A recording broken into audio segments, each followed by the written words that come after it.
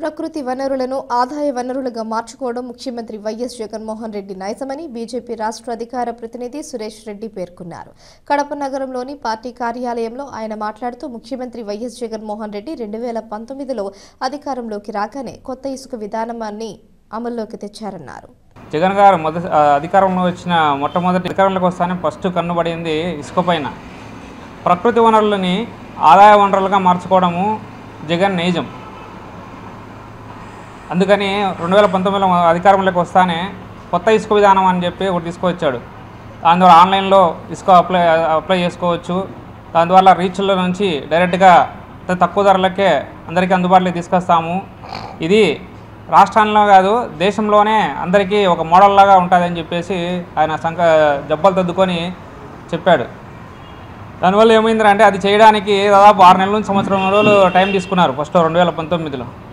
ఆ పీరియడ్లో ఎవరైతే ఈ భవన కార్మికులు ఇసుక మీద ఎవరైతే ఆధారపడి ఉంటారో, ముఖ్యంగా భవన నిర్మాణ కార్మికులు ఎవరైతే ఉన్నారో వాళ్ళందరూ ఎన్ని అవస్థలు పడ్డారంటే చాలామంది వాళ్ళకు రోజువారీ కూలి అందక, రోజువారీ పనులు దొరక్క ఎంతోమంది వలస వెళ్ళిపోవాల్సిన పరిస్థితి వచ్చింది.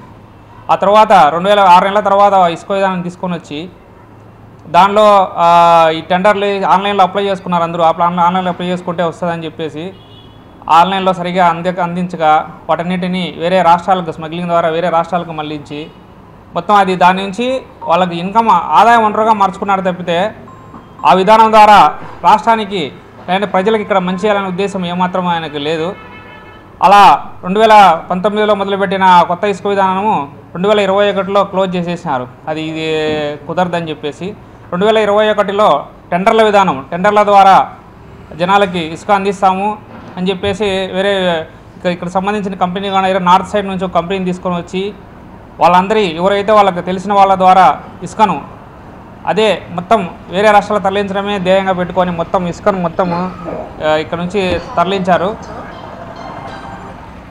తర్వాత హరిత ట్రిబ్యునల్, నేషనల్ జాతీయ హరిత ట్రిబ్యునల్ అనేది ఈ ఇసుక అక్రమాల మీద రీసెంట్గా అది విచారణకు ఆదేశించింది. దానిలో ముఖ్యంగా ఏంటంటే కలెక్టరు అండ్ ఇతర అధికారులు ఉంటారు.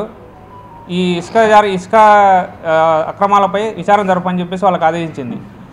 కలెక్టర్లు ఇతర అధికారులు వీళ్ళందరూ రాష్ట్ర ప్రభుత్వ అధీనంలో ఉన్నారు కాబట్టి వాళ్ళకు సరైన నివేదికలు సమర్పించకుండా వాళ్ళు కాలయాపన చేస్తున్నారు. రీసెంట్గా ఏమైందంటే దానికి వాళ్ళ పర్మిషన్స్, ఆ టెండర్ల ద్వారా ఇచ్చిన పర్మిషన్స్ అన్నీ కూడా అయిపోయి దాదాపు 6 నెలల పైన అయిపోయింది. ఏదానికి పర్మిషన్స్ లేవు. రాష్ట్రంలో జరుగుతున్న ఇసుక తవ్వకాల్లో ఏదానికి పర్మిషన్స్ లేవు ఇప్పటి వరకు. లాస్ట్ ఈ ఫిబ్రవరి మొదటి వారంలో 41 రీచ్లకి పర్మిషన్ ఇచ్చినారు. అది ఏంటి, మాన్యువల్గా తవ్వుకోవాలి. 1 మీటర్ లోతు వరకు మిషన్స్ యూజ్ చేయకుండా మనుషులతో తవ్వుకోవాలి. అది 41 రీచ్లకి. మొత్తం 183 రీచ్లకి అప్లై చేసింటే వీళ్ళు ఓన్లీ 41 రీచ్లకి ఇచ్చినారు. అది కూడా ఏంటి, మాన్యువల్గా తవ్వుకోమని. ఆ 41 రీచ్లు కూడా 6 జిల్లాల్లో మాత్రమే ఉన్నాయి. కృష్ణా, గుంటూరు, ఇది మన ఎన్టీఆర్ జిల్లా, ఇలా 6 జిల్లాల్లో మాత్రమే అది అప్రూవల్ ఇచ్చినారు. మిగతా ఎక్కడా లేవు. కడప జిల్లా అయితే రాయలసీమలో ఒక్క రీచ్కి కూడా ఇంతవరకు పర్మిషన్ ఇవ్వలేదు. కానీ యథేచ్ఛగా జరుగుతున్నాయి కడపలో. ఇక్కడ నందిమండలం దగ్గర అయితేనేమి, తుమ్లూరు దగ్గర అయితేనేమి, చెన్నూరు దగ్గర అయితేనేమి. ఇది ఇప్పటి వరకు అధికారులు యాక్చువల్గా వాళ్ళని ఇసుక పర్మిషన్ లేని వాటి మీద నిఘా పెట్టేసి వాటిని తరలించకుండా ఆపాల్సిన అవసరం ఎంతైనా ఉంది. అధికారుల పని ఇదంతా. కానీ అధికారులు నిమ్మకు నీరెత్తినట్టు కూర్చొని వాళ్ళు కూడా దాంట్లో ఇన్వాల్వ్ అయిపోయి ఇసుకను తరలిస్తున్నారు. రెండోది ఆశ్చర్యకరమైన విషయం ఏమిటంటే, ఇప్పుడు నదికి ఇటువైపు అటువైపు ఉన్న పల్లెటూళ్ళలో వాళ్ళకి ఇసుక తీసుకునే హక్కు ఉంటుంది. ఎందుకంటే వర్షాలు పడినప్పుడు వాళ్ళ పొలంలో ఉన్న ఇసుక అంతా వచ్చేసి వాటర్ రూపంలో మొత్తం ఎట్లకి వెళ్ళిపోతుంది. మాకు చిన్నప్పుడు గుర్తుంది, ప్రతి 2 సంవత్సరాలకు ఒకసారి ఆ పొలాలకంతా ఇసుక తోలుకునేవాళ్ళు. అక్కడున్న ఇసుకని మళ్ళీ పొలానికి తోలుకుంటూ ఉంటారు. లేదంటే ఇసుక లోపం వల్ల పంటలు సరిగా రావన్నమాట. ఇప్పుడు ఎంత దయనీయమైన స్థితిలో ఉందంటే అక్కడ పల్లెటూళ్ళలో వాళ్ళు పక్కన పొలంలో, మా పొలం కూడా ఉంది, అది పేపాకి నది ఒడ్డున ఉంటుంది. మా పొలం 50 మీటర్ల దూరంలో ఉంటుంది. అది వేరు. ఆ ఇసుకను మా పొలంలోకి తోలుకోవడానికి కూడా పర్మిషన్ తీసుకోవాలి. పర్మిషన్ తీసుకోవడానికి అది ఇవ్వట్లేదు.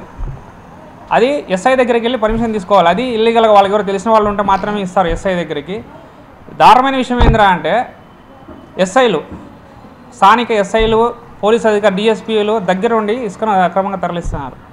ఇంతకంటే దారుణమైన విషయం ఇంకేది ఉండదు. ఎందుకంటే పల్లెటూళ్ళలో పొలానికి కూడా ఇసుక తోలుకోవాలనే సౌలభ్యం లేకపోతే వాళ్ళు ఏం చేస్తారు? ఇసుక లోపం వల్ల వాళ్ళు ఏం చెప్తారంటే తోలుకోవాలంటే తోలుకోండి, మాన్యువల్గా బండి ద్వారా తోలుకోవాలంట. ఎద్దుల బండి ద్వారా పొలానికి ఇసుక తోలుకోవాలంటే ఆ భూములు అమ్ముకోవాలి. ఇప్పుడు అంత కాస్ట్లీ అయిపోయింది లేబర్ కానీ ఇది కానీ ఇదంతా. అలాంటిది ఇప్పుడు ఎట్లా అయిందంటే పరిస్థితి, ఈవెన్ అది పల్లెటూళ్ళ పరిస్థితి. ఇంకా పట్టణాలకు వస్తే పట్టణాల్లో ఇల్లు నిర్మించే వాళ్ళు ఉన్నారు. ఇల్లు నిర్మించే వాళ్ళు ఒకప్పుడు సిమెంటు, ఇది స్టీలు, లేబర్ ఇవన్నీ కాస్ట్లీగా ఉండేవి. అవే ఎక్కువ అయిపోయినాయి, అవి కూడా పెరిగిపోయినాయి అనుకుంటే ఇప్పుడు ఇసుక ఒకటి వచ్చింది కొత్తగా. మినిమం ఒక ఇల్లు నిర్మించాలంటే 50,000 నుంచి ₹1,00,000 ఓన్లీ ఇసుకకు చెల్లించాల్సిన దయనీయ స్థితి వచ్చింది రాష్ట్రానికి. కాబట్టి ఇప్పుడు మేము ఏమైనా హెచ్చరిస్తున్నామంటే అధికారులకు, ముఖ్యంగా ఈ 41 రీచ్లు ఏదైతే పర్మిషన్ ఇచ్చారో అది కూడా ఇంతకుముందు కంపెనీ పేరు మీద ఇచ్చేవాళ్ళు పర్మిషన్.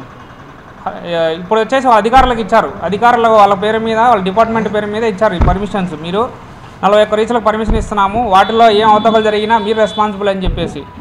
అయినా వాళ్ళు ఏం పట్టించుకోకుండా ఎన్నిసార్లు మొత్తుకున్నా కూడా వాళ్ళ దగ్గరికి వెళ్ళి ఇది ఇట్లా జరుగుతుంది, అక్రమ రవాణా జరుగుతుంది అని చెప్పేసి ఎన్నిసార్లు రిపోర్ట్స్ ఇచ్చినా ఏమి ఇచ్చినా నిమ్మకు నీరెత్తినట్టు కూర్చున్నారు. ముఖ్యంగా హరిత ట్రిబ్యునల్ అయితే జాతీయ హరిత ట్రిబ్యునల్ వాళ్ళు అయితే ఏదైతే వాటిని ఎంక్వైరీ చేయమని ఇచ్చారో కలెక్టర్లకి వీళ్ళందరికీ, వాళ్ళు కూడా ఏమి హడావిడి చేస్తున్నారంటే మేము తిరుగుతున్నాం, మేము చేస్తున్నామని చెప్పేసి దాని మీద కరెక్ట్ నివేదిక ఇవ్వట్లేదు. అండ్ కడప జిల్లాలో ఎన్నైతే రీచ్లు ఉన్నాయో ఇప్పుడు అన్నిటికీ ఏది ఒక్కదానికి కూడా పర్మిషన్ లేదు. పర్మిషన్ లేకుండా మొత్తం ఇసుక తరలిస్తున్నారు. దాని మీద వెంటనే తగిన చర్యలు తీసుకొని ఆ ఇసుక అక్రమ రవాణా నిలిపేయాలని ఈ విధంగా మేము తీవ్రంగా హెచ్చరిస్తున్నాం.